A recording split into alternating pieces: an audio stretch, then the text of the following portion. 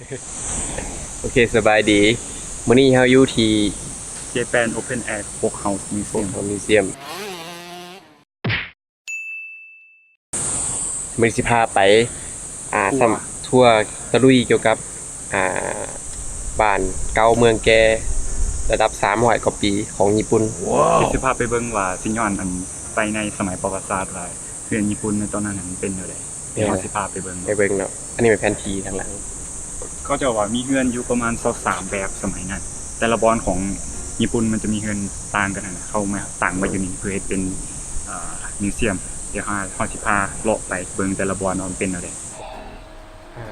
ตอนนี้เขามาในใจเนาะแล้วก็10 ปีแล้วนี่เป็นปีสำหรับบุคคลทั่วไปอยู่ใน500เยนและสำหรับนักเรียน 300 เยน ทุกครึ่งนึงเนาะ เกือบครึ่ง เกือบครึ่ง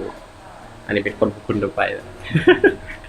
เดี๋ยวเพิ่นพาสิพาเข้าไปเบิ่งศูนย์จำลอง จำลองอย่างนี้ นี่เนาะก่อนสิเข้าไปเบิ่งของแท้เราเข้าไปเบิ่งศูนย์จำลองไปโอเค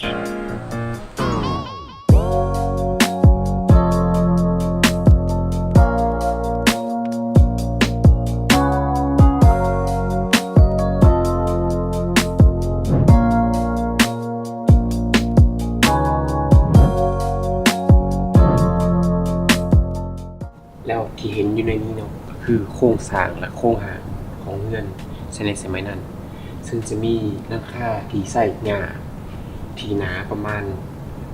หลายก็30ซนขึ้นไป แล้วจะเฮ็ดด้วย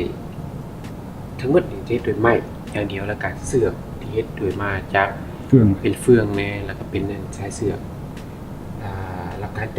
การติดต่อของไม้บ่นั่นประกอบของไม้บ่เป็นเครื่องบ่มีอาจจะมีเนาะพวกเหล็กพวกเสริมแต่ว่า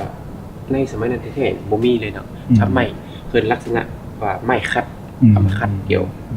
คล้ายคือสมัยนี้เนาะแล้วก็พื้นเนี่ยอันน่ะก็จะเป็นพื้นไม้เหี้ยไม้แตะบ่ประมาณนี้เป็นไม้ปองบ่ที่มาสานเข้ากันแล้วแตะกันแล้วหลังจากนั้นก็อยู่ในเรือนก็ยังมีคุมไฟ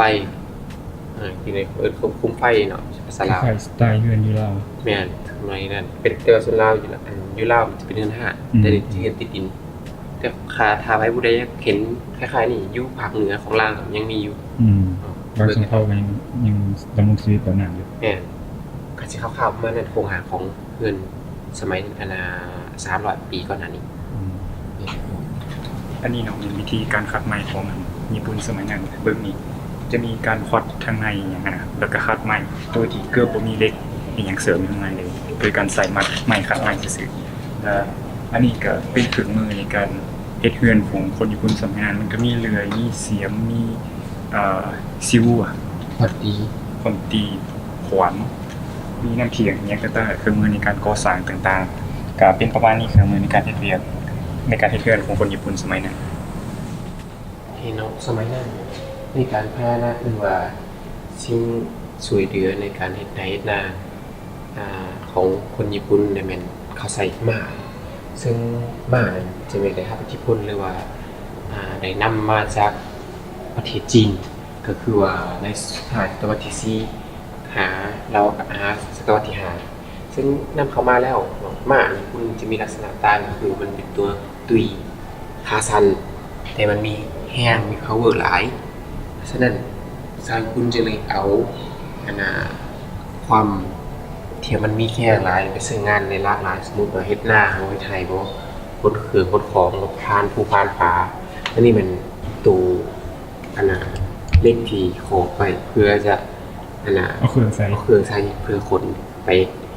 วันอื่นแต่ตัวนี้มันขาไทย ขาดไทย ไทยนา เนาะ เส้นมาไทยนา เหมือนควายเท่าเลยเนาะอันนี้เป็นขาดอันนี้เฟือ หมวนแล้ว อันนี้นานมาก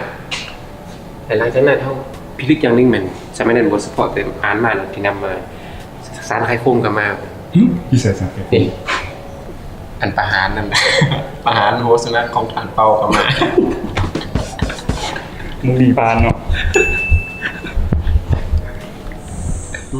ตอนนี้ออฟมันออกแล้วรู้สึกว่าฮอดโอ้เขาฮอดเลย สุดฮ้อนนะ 70เบิ่ง เบิ่งเช็คอุณหภูมิ feel rise เท่าใด 40 องศาเดี๋ยวมันมืดหมด เจียวไซส์ประมาณ4ปลายองศารู้สึกว่าร้อนปีนี้ร้อนผิดปกติเนาะอยู่ญี่ปุ่ แม่ น นแล้วก็เบิ่งข่าวทุกมื้อนี่ตายเทื่อละ2เทื่อละ2ตายยามร้อนนี่เด้ผู้เฒ่า มีสโตรกตาย แม่นล่ะ แต่มื้อนี้เพื่อผู้ส้มเนาะผู้ส้มที่แสนน่ารักพวกเราสองคนก็สิอดห้อย เพื่อเฮ็ดคอนเทนต์นี่ออกมา เริ่มจากตึกมิดเลยเนาะ ตึกว่าซั่นเด้ โอ้แม่นตึกหลังมิดซะ เพื่อนหลังทมิตที่เฮาสิพาไปเบิ่งเหมือนซื้อเพื่อนว่า5รักเนาะซึ่งเพื่อนตัวนี้นะก็ตามข้อมูลที่เพิ่นเขียนอยู่นี่ว่าใช้เวลาสร้างในการ22ปี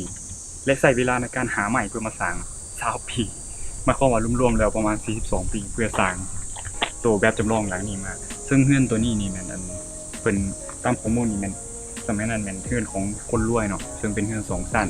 สร้างด้วยไม้เดี๋ยวเฮาสิพาเข้าไปเบิ่งข้างในเป็นจังได๋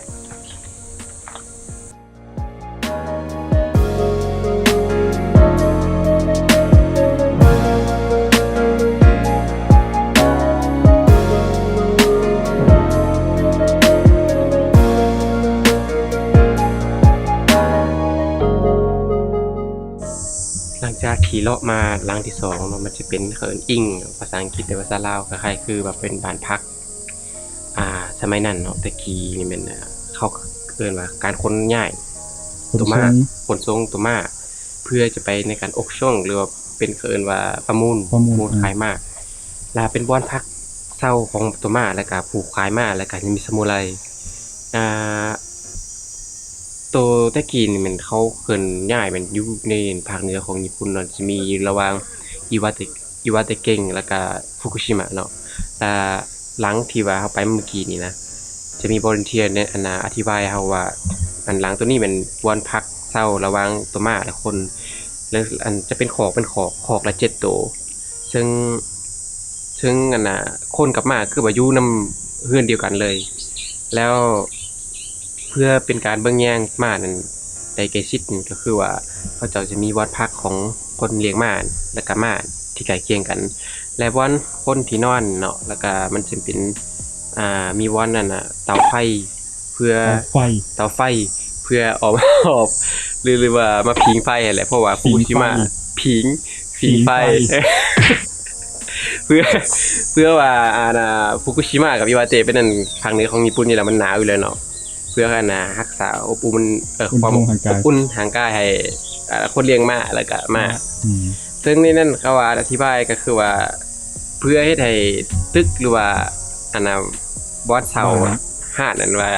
บาดพักนั่นเพื่อคงที่บ่ให้โรคบ่ให้โรคเนาะบ่ให้โรค หรือว่าให้ตัวหมอดกัดนะเขาเจ้าได้ต้องได้ ต้องได้นั่นน่ะจูดหรือมันบ่จูดเผาหรือว่าเฮ็ดสิ่งอย่างดังไฟ ตลอดนั่นแหละ เพื่อให้ควัน เพื่อควันขึ้นไปกำจัด โค้ด แม่นละ ไม่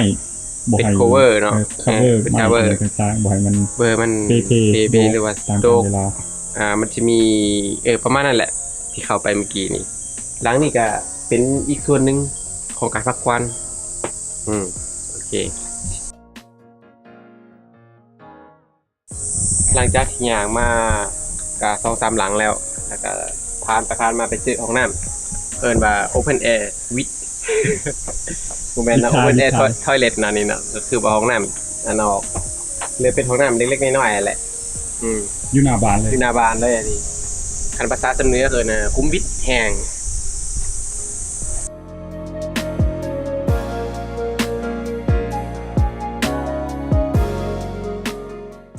เพื่อนหลังนี้เนาะจากที่สังเกตเบิ่งนี่มันเฮือนเทศโดยดิน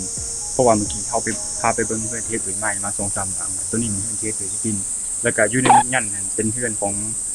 เป็นว่าเป็นเฮือนของนายบ้าน ยุคนั้น ยุคนั้น ยุคนั้น เป็นเฮือนของนายบ้านสมัยนั้นเดี๋ยวเฮาสิพาไปเบิ่งข้างในเป็นจังได๋ ขี่เลย อันนี้เป็นทางในของเฮือนเนาะเพิ่งสังเกตเบิ่งมันจะมีแบบห้องโถงกว้างๆเบิ่งไปจนสุดเลยดอกแต่ละห้องมันจะเปิดหากันหลวงอากาศหลวงดี แล้วตัวนี้เนาะเมื่อกี้ว่าเฮือนนี้เป็นเฮือนของนายบ้านตัวนี้คือสิแม่นฮูกของเมียนายบ้านตามการสันนิษฐาน ในบ้านตัวจริง จะมันก็จะมีชั้น2เป็นบ่อนนอนเป็นแต่ว่าก็จะไว้ขึ้นก็ เฮาสิพาเบิ่งแต่สั้นผมเองตัวนี้ก็แม่นบอลซุ่มแซวตัวนี้เป็นบอลซุ่มแซวแต่ก็เห็นบ่นั่นเหล้าขาวเนาะเหล้าขาวอยู่ตุกที่ขาวเป็นบอลซุ่มแซวกันแต่ก็ผิงไฟเวลายามหนาวอย่างอยู่นี่แต่งกินอยู่นี่ หมกมัน หมกมันอยู่นี่ก็อายของควันก็สิขึ้นไปโอบใหม่อบหยังให้มันโดกมันคือที่เฮาอธิบายเมื่อกี้นั่นแหละหลังจากที่เฮาพาไปเบิ่งเฮือน 2-3 หลังมาแล้วที่สังเกตได้อย่างหนึงก็คืออันเฮือนส่วนหลายเฮ็ดด้วยไม้เนาะซึ่งไม้ก็เอามาจากป่าและแต่ไม้ที่นำมาใช้เป็นไม้ที่บ่ซื่อมีคดมีเหลี่ยวมีตอมีหยังหลายๆอย่างซึ่งเฮ็ดให้เฮาเห็นฮู้ได้อย่างหนึงคือคนสมัยนั้นส่วนหลายแม่นปรับตัวเข้ากับธรรมชาติบ่แม่นให้ธรรมชาติมาปรับตัวหาเฮาซึ่งตัวนี้ก็เป็นจุดหนึงที่เฮาสามารถเรียนรู้ได้จากคนรุ่นก่อนว่าคือเฮาก็เป็นส่วนหนึ่งของธรรมชาติบ่จำเป็นต้องไปพยายามเอาธรรมชาติรับใช้เฮาทุกอย่างดอกบางทีเฮาเองนี่แหละต้องปรับตัวเข้าหามันเพื่อให้อยู่กับมันได้เพราะอย่าลืมว่าธรรมชาติคือสิ่งที่ยิ่งใหญ่ที่สุดในโลกนี้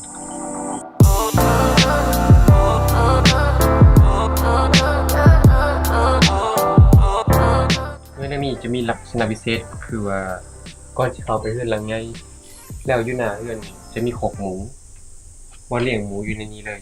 เขาเจ้าจะมีบ่เลี้ยงหมูอยู่นี้ก็มีเฮือนครัวบ่แต่งกินอยู่เบิ่งนั้นนี่ก็แม่นสิ่งที่ติดพันกับธรรมชาติหลายอย่างเพราะว่าสมัยนั้นคิดว่าเด้การปล่อยปละละเลย หรือว่าการปะความผิดชอบอันน่ะมันจะเฮ็ดเป็นภาระของคนอื่นฉะนั้นเก็บมาไว้อยู่เฮือนเลยรวมเลยแล้วก็ดูแล อยู่ รั นำ ก กัน ษาเอาอยู่นำกันมันจะดีกว่านี่เป็นคิดว่าความคิดของการความรับผิดชอบในสิ่งใดสิ่งหนึ่งบ่คืออยู่ลาวสมัยนี้เนาะที่บางคนก็เลี้ยงสัตว์เนาะแต่ปล่อยปละละเลยเนาะตัวอย่างเป็นหมา มาเว้าถึงการเฮ็ดเรือนจำลองอยู่นี่เนาะชิ้นที่เราพูดได้คือว่าความสมจริงบ่ว่าจะเป็นไม้ดินกินและสถานที่ทุกอย่างเป๊ะทั้งๆที่เราบ่เคยได้อยู่ยุคนั้นก็รู้สึกว่าเรากลับคืนไปอยู่ยุคนั้นได้ตัวอย่างเมื่อกี้เป็นคอกหมูกินขี้หมูยังมีเลยยังแล้วมาอย่างมานี่ตึกข้างๆนี่มาเลี้ยงมาเบิ่งนั่นว่าเลี้ยงมากบ่เลี้ยงมากก็คือกัน มีกินขิวของขนมากและเขียนแล้วทุกสิ่งทุกอย่างไม้แต่ละงานแต่ละสิ่งว่าพื้นดินก็คือว่าคนเหยียบมาเป็น10ปีพวกเขาเจ้าก็อยู่เรือนแบบนี้เรือนแบบว่ามีหินแบบนี้ แล้วฮู้ว่ามันใช้เวลาปลุกรุด5ปีมันจะเป็นแบบนี้ฉะนั้นความสมจริงของมันน่ะบ่ว่าเกินฮอดแท้ สุดยอดญี่ปุ่น ๆยอดญี่ปุ่นภาษาญี่ปุ่นเขาว่าสมสิเป็นญี่ปุ่นเขาเอิ้นว่าซาซึระซาซึระสมแล้ว เหมาะแล้ว บอกแล้วสุดยอดすごいすごい respect ตอนนี้ย่างเข้าป่าเนาะ อย่างเข้าปลาอย่างเข้าปลา เดี๋ยวเห็นเบิ่งเหล่าเขากันพอดีย่างมากลางป่าเลยเห็นเหล่าเขา แล้วเขาของคนญี่ปุ่นผม เด้เห็นบ่ นี่ทั้งหลังไปพาไปไกล โอเค เมื่อกี้เบิ่งไกลๆคือว่าเหล่าเขาแต่เบิ่งซื่อๆเนี่ยมันบ่แม่นเนาะเอิ้นว่าเป็นสางไว้เครื่องอุปกรณ์เฮ็ดไถเฮ็ดนาพวกฟอกพวกฟาร์มแล้วก็ตู้ที่เฮ็ดอันน่ะโครงสร้างลักษณะจะเป็นเรือนร่านก็คือมีเสา4เสาตั้งขึ้นไปแล้วไว้เครื่องอยู่ชั้นเทิงเพื่อกันบ่ให้มีหยังมารบกวนได้ง่ายเช่นว่าคนขี้เหล้าขี้ลักขึ้นยากนิดนึงประมาณนี้ ๆคือโตหั่นน่ะ บ่ว่า บ่เฮามีวีซ่าตัวบ่าวขึ้นได้ สมัยนี้ก็สิประมาณนั้นส่วนราคาก็คือราคาเป็นเฮือนแต่ละวันนั่นแหละแต่ไม้นี่สิแม่นลักษณะที่ไม้ต้นเดียวก็คือไม้แหน่นไม้แกนจำบ่ที่เห็นแบบนี้เนาะอยู่เมืองฮามเป็นนั่นเป็นเหล้าเขาของพ่อเฒ่านี่แหละของเฒ่าอันนี้แหละที่ยังเป็นคงเดิมนี่ที่ใช้มือคนทากเองนะลักษณะก็ซูชินี่แหละ ถ้ามีโอกาสไปเมืองฮามเมืองสำเหนือแขวงหัวพันเดี๋ยวเข้าไปเบิ่งเด้อชื่อว่าเมืองฮามบ้านเมืองฮามได้บ่เมืองฮามเด้ โอเค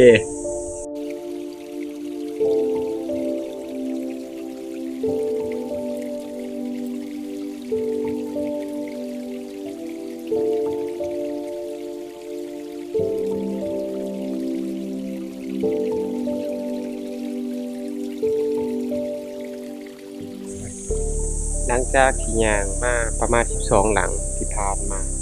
แต่เฮ็ดให้รู้สึกว่าทุกคนบุคคลในสมัยก่อนกับคนสมัยนี้มีความแตกต่างกันบ่น้อยก็หลายสมัยก่อนนี่คิดว่าชีวิตหรือว่าการดำรงชีวิตเรียบง่ายกว่าสมัยนี้นั่นก็คือการที่ว่ามีเรือนสักหลังหนึงเป็นของตัวเองสมัยก่อนคิดว่าเขามันบ่แม่นเรื่องยากปานนั้นก็เพียงแต่ว่าช่วยกันให้คนละไม้คนละมือที่ว่าคนรู้จักกันบ่ หรือว่าคนออกผ่านรู้จักกันมาสวยมาปลุกเพื่อนถ้าคือหลังแบบแนวนี้ที่จริงบ่ได้ใส่หยังหลายนึงมันมีไม้แล้วก็ดินอันนี้มันก็เฮือนดินหน่อยนึงเนาะฟ้ามันก็ใส่ดิน แต่เป็นหยังคนสมัยนี้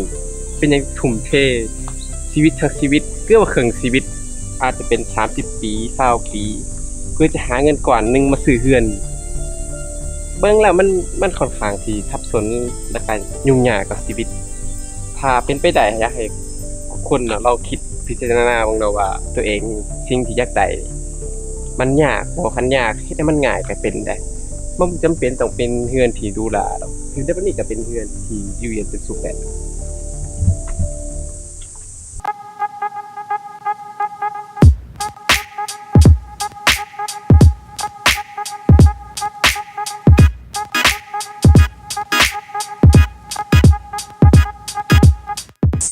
อยู่ญี่ปุ่นเนาะความว่าเขาปรับตัวเข้ากับธรรมศาสตร์นะใส่เทคโนโลยีเข้ากับธรรมศาสตร์นะเบิ่งบอลนั่นที่เป็นบอลงานเป็นหอพิพิธภัณฑ์อีหยังต่างๆจังซี่มันจะมีความทันสมัยนะคือตัวนี้นี่เฮาเห็นอย่างนึงคือเห็นบอกอยู่นี่มันมีหูฟังคือเขาหั่นน่ะมีแอปให้แอปอยู่ในโทรศัพท์นี่เนาะแอปคือแอปตัวนี้นี่คือเฮาสามารถฟังข้อมูลต่างๆจากแอปตัวนี้ได้ คือมันจะบอกเราข้อมูลโดยละเอียดเลยเกี่ยวกับบ้านแต่ละหลังรายละเอียดอหย่างทุกอย่างเบิ่งความเขาใส่ใจรายละเอียดนะนี่สุดยอดเลย บ่จำเป็นต้องอ่าน บ่จำเป็นต้องอ่านฟังเอาแล้วก็เบิ่งเพื่อนเบิ่งหยังหลังจากที่เฮาอธิบายอยู่ที่exhibition hall แล้วเนาะคือตัวนี้มันของแท้อันนี้เป็นเครื่องมือเฮ็ดกสิกรรมต่างๆของคนสมัยก่อนมันก็จะประกอบมีน้ำคุตักน้ำมีกังหันน้ำเนาะแล้วก็มีคันไถอิหยังต่างๆหั่นแหละเพื่อประกอบเขาในการเฮ็ดสวนเฮ็ดไร่เฮ็ดสวนเฮ็ดสร้างผลผลิตทางการกสิกรรมต่างๆก็อันนี้ก็เหมือนวิธีการคือหยังตีเข่านี่เนาะตีเข่าสมัยนั้นปัดเข่าก็ตัวนี้มันโฮงสีสมัยนั้นใส่ไม้ใส่หยังสีเห็นบอกนี่จะเป็นห้องสีตัวยูไปเนาะตัวยูนี่แล้วก็ตัวนี้มันห้องสีเบิ่ง innovation ในสมัยนั้นสุดยอดซั่นเด้300ปีก่อนนั้น300ปีก่อนหน้านี้เบิ่งความทันสมัยพี่ลึกไกลไปต่อมีนคาบุชิกิเด้คาบุกิเด้คือตอนเฮาไปอันโตเกียวมิวเซียมตัวนี้เป็นของแท้ตัวนั้นเป็นของจำลองอยู่เทิงบ่เดียวนึงมื้อนี้จะพาไปนี่แม่นนี่ตัวเทิงอยู่นี่แม่นตะกี้ของหมูอ่ะของหมูกับตัวนี้นะ ITO House แม่นด้วยบ่ ITO House สิแม่นก็ได้ว่าอันนั้น Ito House Ito House เนาะ Ito House ว่าภาษาอังกฤษขนาดน่ะ Ito คิดว่าคำหย่อจังบ่แม่น Ito House คือเขาหา Ito นั่นไปเฮาสิพาไปเบิ่งกันITO House Ito House ว่าด้วยความมั่นใจกันนะ ITO House ว่าซั่นเด้ตายแท้หลังจาก ITO House เราจะไปต่อที่ว่าคาบุกิสเตจคือว่าเวทีคาบุกิตื่นเต้นได้อยากเห็นสมัยนั้นคาบุกิเป็นเลยแต่ตอนนี้กำลังอยากไปหา ITO House นี่ล่ะแต่ว่าจาก ITO House ขึ้นไปมีคันใดจักคันก่อน83คันเฮ้ยเพื่อขึ้นไปหาคาบุกิผู้สมัยนั้นวัยรุ่นสมัยนั้นคือสิยากขึ้นผู้นี่เพื่อมาเบิ่งคาบุกิเฮ้ยอยู่คาบุกิโจเด้สิเจอเด้ฮอดแล้ว ITO House เดี๋ยวไปเบิ่ง ITO House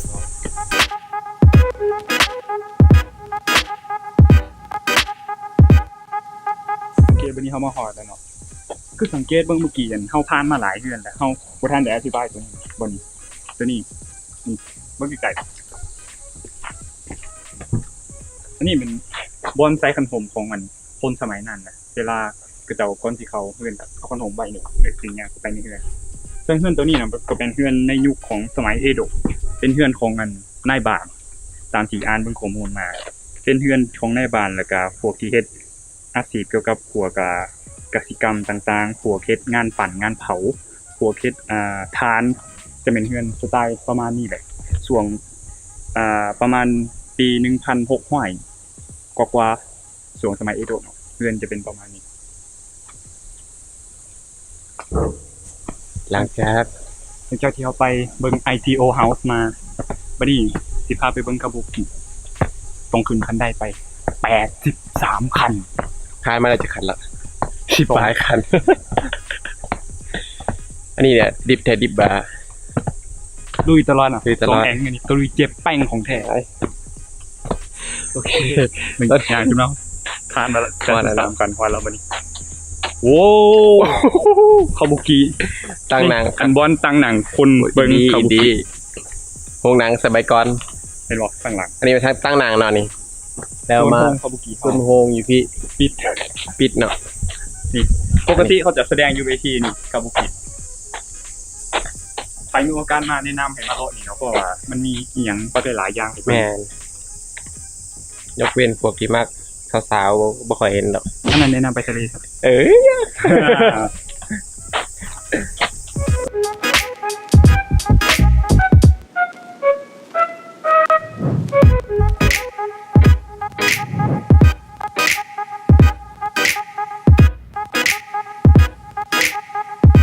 ใช่แล้วสุดท้ายเฮาก็ผ่านแต่อันน่ะประตู ประตูทางหน้าจนฮอดเวสเกต เวสเกต สุดท้ายเขาก็ย่างจนสำเร็จเนาะพบทาง23หลัง เราตามหลัง อาจจะตกหลงไปได้ก็เฮ็ดเท่าที่ได้ เพราะว่ามันหลาย หลายอีหลีแนะนำให้มาเบิ่งเองซะ อืม ถ้ามีโอกาสมาเนาะเพราะว่ามันมีอีหยังเบิ่งบ่เกี่ยวหลาย และ ประวัติศาสตร์ แมนตัวผู้ใดได้ภาษาอังกฤษเนาะถ้าอยากได้ใกล้ภาษาอังกฤษโดย free of charge ก็คือว่าเขาเฮ็ดได้ฟรีนะมีแต่ติดต่อหาเขาเจ้าส่งอีเมลมาหาเขาเจ้าก่อน2 อาทิตย์ แล้วเขาจะเป็นไกด์ฟรีให้เราเลย 5 คนขึ้นไปเด้ เป็นกลุ่ม เป็นกลุ่ม5 คนขึ้นไป ถ้าใครสนใจก็แนะนำมาได้บ่นี้เนาะ แม่นเปิดกี่โมงฮะกี่โมง9 โมงหาโมงเปิด เปิด9:00 น 5:00 น เวลาเราจะปิดวันพักราชการ อืม พักฉะนั้นต้องเข้าเว็บไซต์แล้วก็ เตรียมโตวมา เตรียมตัวก่อนมีแอปเนาะค่ะทุกคนเบิ่งเมื่อกี้เนาะอย่าลืมเนาะโหลดแอปตัวนั้นมาฟังก็ได้บ่จำเป็นต้องเอาใครมาแล้วก็ได้ โอเค แล้วแต่มักเนาะโอเคมื้อนี้เนาะ วันนี้ก็ซ้ำนี่แหละ EP นี้เฮาจะมื้อนี้เฮาสี่สองคนสิได้ลาไปก่อน ติดตามเฮาได้ Subscribe พร้อมอย่าลืมกดไลค์ ใหม่ๆจะออกมาแต่ละทิศแต่ละ ทุกทิศ อ่า ทุกวันอังคารสำหรับ EP นี้เฮาก็ลาไปก่อนเจอกัน บ๊ายบาย EP หน้าบ๊ายบาย จ้าเน่